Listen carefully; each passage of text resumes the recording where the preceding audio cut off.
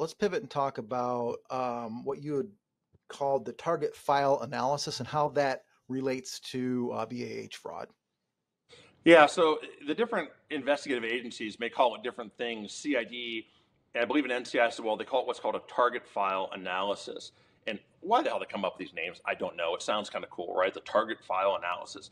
Well, they've got the target file, which is your records of where you're receiving BAH or OHA entitlements. They're going to do an analysis on it.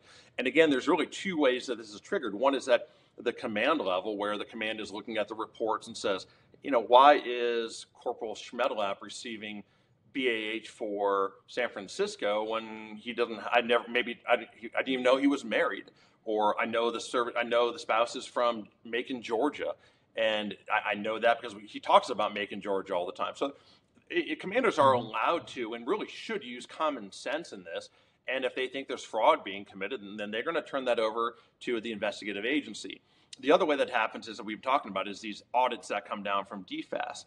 And what that means is when you have this target file analysis, the fraud division of law enforcement, whether CID, NCIS, oftentimes they call it the economic crimes division, is going to do a full analysis on you.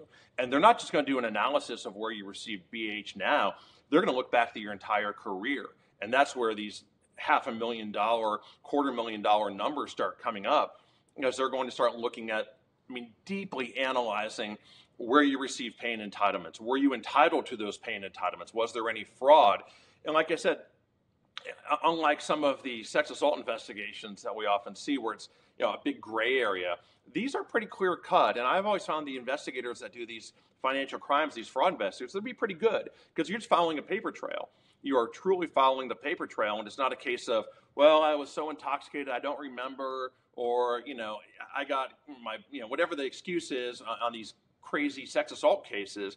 This is nothing like that. This is often as black and white and following a paper trail, and a good investigator, oftentimes these folks can run this to ground. And so if you're committing fraud, it's usually only a matter of time before you get caught doing this.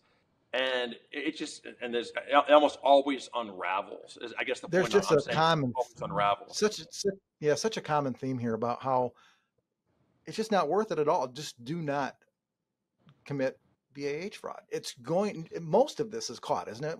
If you were to give a percentage off the top of your head, would you say that close to 100% of these things are caught?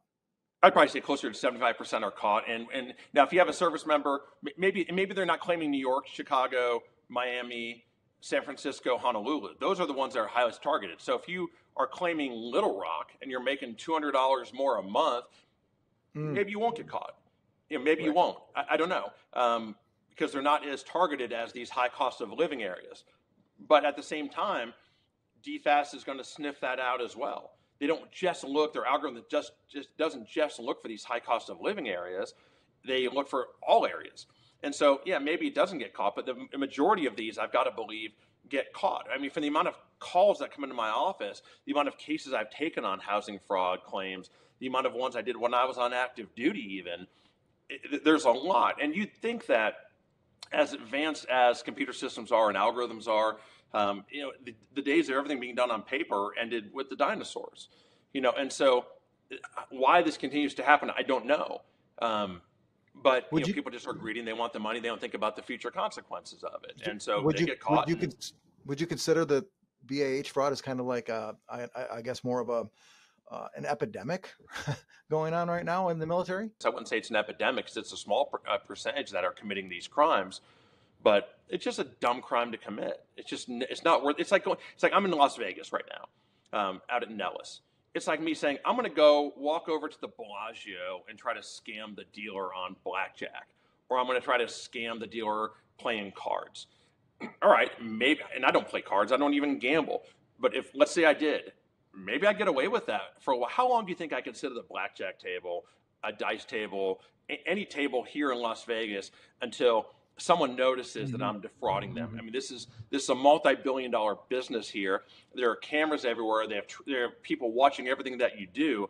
How long do you think I'd be able to stay at the Bellagio or at the MGM or the New York behind me until I'm told, hey, sir, your play is no longer welcome here, or I'm greeted by Las Vegas Metro? It's the same thing. These are highly Yeah, the sophisticated odds are. organizations, and you're going to get caught eventually. Yeah, it seems like the odds are stacked against you very much so, as if you were in Vegas when it comes to BAH fraud, that it's highly likely that you're going to get caught. If you're involved in BAH fraud, you need to call my office immediately and do a consultation. You can reach us at area code 813-669-3500. Please get on my calendar. We'll schedule a full evaluation of your case. It will be in complete confidence, and we'll come up with a plan for how to deal with your situation.